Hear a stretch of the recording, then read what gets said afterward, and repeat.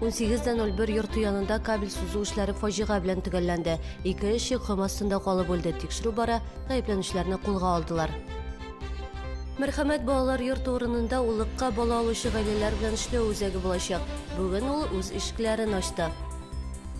Onlar yük moşnalarında jildire, Şollu'da en usta yük moşnası yürütüşüsü beygisiz tartaldı. Tuğlarak Oygül Yunusova reportajında. Şollu'da Kurban Bayramın uzduruğa ezirlik işleri bara. Şehirdaşlarına nindi özgürüşler küte. Güzel Şıkapova açıkladı. Central City тұрық комплексы yanında bugün irtedeni көп кіші жиылды. Журналистлар да фожиға болған орында. Әмі соқта тұрушылар біреуіне де қорқыныш объект янына өткермей, біредегі ішшілер есе қопқаларыны биклеу себебін оңыламый. А почему вы закрываете? Почему вы закрываете? А здесь проход запрещен, пока рабочих мы закрываем, поэтому... Кеш білен түзіліп келуші тұрық комплексы территориясында 2 ират құм үйімі остында қалған. Ішшілер жер остындағы электр шыбығын олыштыру үшін шұқырға түшкен бұла. Құтқару ішлері бірнеше сағат давам еті, әммен нәтижесіз. В 20 часов 20 минут из-под земли с глубины 2,5 метра. Кешкі сағат 8 солып 20 минутта жер астынан 1980 жылғы ират гәудесі алынды. Ол олейді тағын 2 сағат ұзғашы 5 метрлі терендіктен екінші иратның өлі гәудесі де жер астынан шығарылды. Ол 1975 жылға болған. Біріншіл фаразлар бойынша ішшілер терендігі 3 метр болған шұқыр қазып, жердегі темір бетонлы плителеріні бірсі сүне екіншісін қойғандар. Жер құмы ішіле башлағаш плитенің бірсі шуып, иратларыны баса. Оларының Тат энергострой ұйышмасында ішлегенлері білгілі. Әлігі ұйышма Central City комплексі түзіліші патриотчығы болып тұра. Текшерушілер фикірінше ояныш хал қызмет қорқынышсызлығы қоғиделерін өттемеу нәтижесінде келіп шыққан. Қазіргі уақытта жинайет іші қозғатылды. Текшеру бара. Ойгүл Юнусова, Ксения Антонова, Яңалықлар. Тынычлык һәм халыклар дуслыгы проспектлары шотында кичә төнлә авария булды. Кытай машинасы светофорның кызыл утына карап тормый һәм Лада Гранта машинасы белән бәрелешә. Бәрелеш шул кадәр көчле була, Лада әйләнеп каплана. Аның руля артындагы хатын-кыз һәм чит ил машинасын йөртүче ашыгыч медицина ярдәме күрсәтү хастаханәсенә озатылды. Юл кагыйдәләрен бузучыга карата административ беркетмә төзелделәр. Ул руль артына эшкән хәлдә утырган була. Хәзер аңа 1 ел ярымнан 2 елга кадәр машина йөртү таныклыгыннан мәхрүм ителү яки 30 мең сум штраф яный. Бүгін Шоллыда ата-аналар тәрбиесінен мәхрүм қалған балаларны гаиләле итү үзәге ачылды. Ул 58-нче комплекста моңа кадәр 20 ел дәвамында мәрхәмәт балалар йорты булып торган бинада урнашты. Первый раз, конечно же, это по прямому назначению, это был детский сад. Потом, когда количество детей уменьшилось и появилась потребность открыть дополнительный детский дом особенный, семейного типа, семейного воспитания. И многие из них это достойные граждане нашей республики. И сегодня, когда государственное задание дано мне было открыть центр, много сил, забот, тревог, много мыслей одолевало мою голову.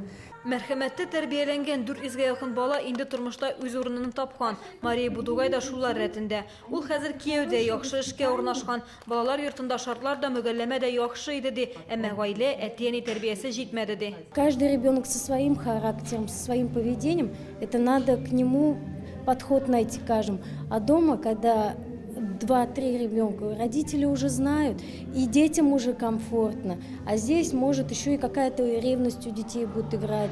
Но в любом случае, я бы всегда с мамой, с папой хорошо. Илдә балалар йортларын киметү, сабыйларны гаиләләргә урнаштыру сәясәте алып барыла. Хәзер республикада 8 генә балалар йорты бар. Аларда әти-әни тәрбиясеннән мәхрүм 265 бала тәрбияләнә. Для республики, конечно, это достаточно хороший показатель, и мы хотим в будущем продолжать эту тенденцию. Я имею в виду, это вообще это поручение правительства Российской Федерации. У каждого ребенка должна быть семья.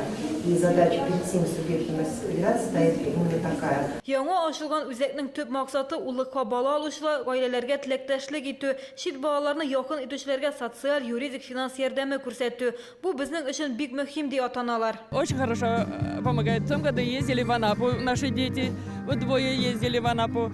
А до этого у меня вот в Суворовске учился, кончил Суворовскую школу, я в институте учится, старшего 19 лет, Ильясов Антон.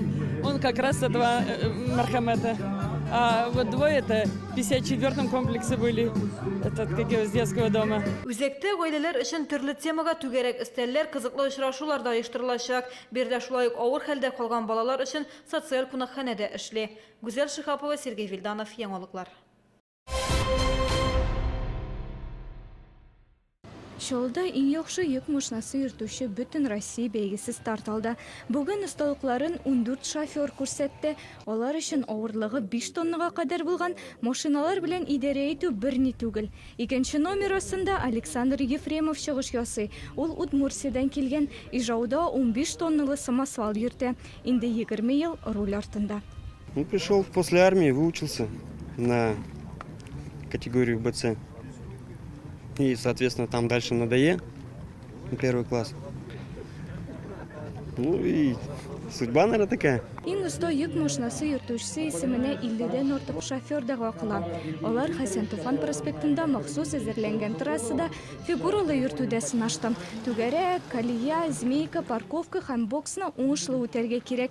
Иң мөһиме юл билгеләрен һәм конусларны бәрдермәү. Булырга кирәк, игътибарлы бик каты. Хәзер юлда бик авыр. Күп ниләр, происшествиялар күп. Шуңа күрә игътибарлы булырга кирәк. Увидели машины из балкона, пришли посмотреть, потому что такие огромные машины. Какие для них будут конкурсы, какие соревнования, интересно очень. Уфадан алып килдем менә чемпионнарны. Хәзер шулар өчен монда балет булды. Менә моннан медаль алып кайтып китәбез. Сезгә Татарстанга килеп. Һөнәри бәйге юл хәрәкәте иминлеген арттыруга да зур өлеш кертә, дигән фикердә оештыручылар. Быел беренче тапкыр ярышлар World Skills стандартлары буенча үтә. Мы действительно проводим соревнования международных ассоциаций и требования World Skills. В 2019 году Казань будет принимать мировой чемпионат по рабочим специальностям. Я думаю, сборная России, основанная здесь, Чехословак, однозначно будет выступать на этих соревнованиях. Бәйге тагын 2 көн узачак. Иртәгә 18 йөртүче авырлыгы 10 тоннага кадәр булган йөк машинасы руле артына утыра. Бәйгегә 10 сентябрьдә нәтиҗә ясалачак. Приз фонды 1 миллион сумны тәшкил итә. Ольга Леносова, Валентин Красильников, яңалыклар.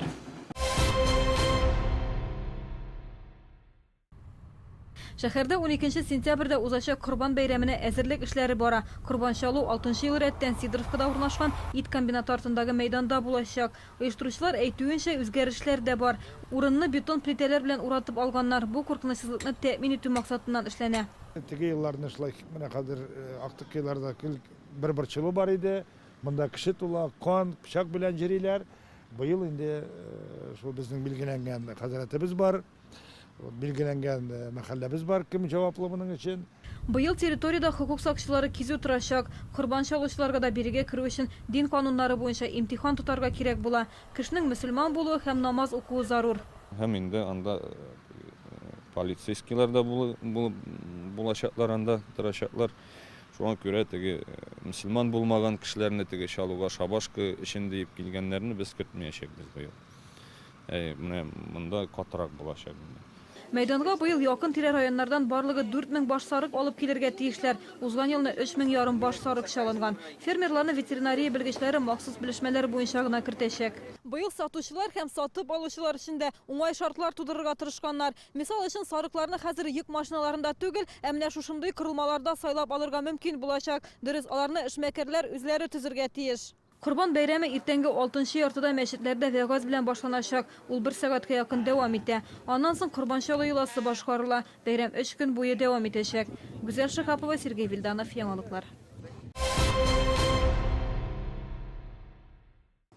Кышка бәрәңге яшелчә алып калу өчен менә дигән мөмкинлек. Шалда традицион көзге ярминкәләр башлана.